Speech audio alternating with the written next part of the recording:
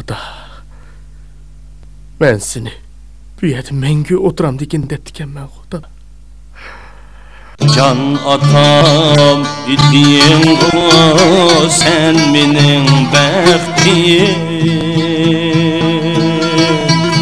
Bu hayat bir gıda şadlığı bəxtim. Men üçün barını kılgandın təqdim. Can ata intizar buldum mihringe. Men üçün barını kılgandın təqdim. Can ata intizar buldum mihringe.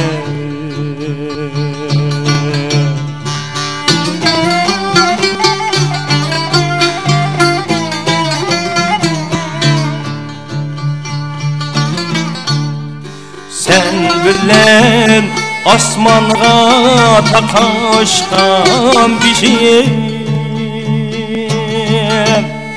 Sen bulgaç akmağandır tamçe işim. Sen kettin kaygıda dirildi bişim.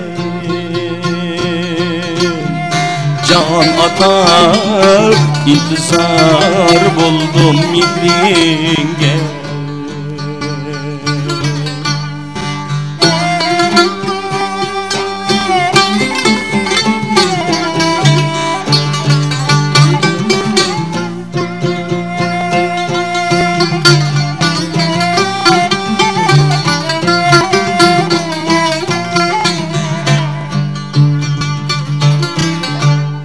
Yülersem tağlar yilgim idim.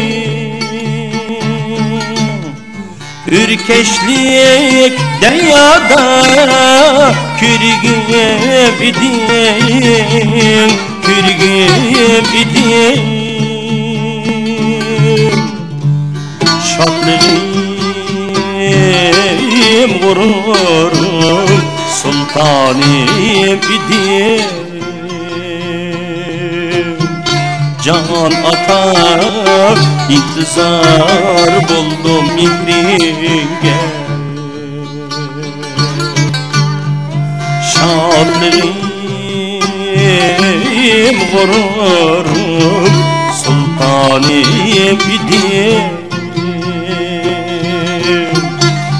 Can ata intizar buldum mihringe. Can ata intizar buldum mihringe.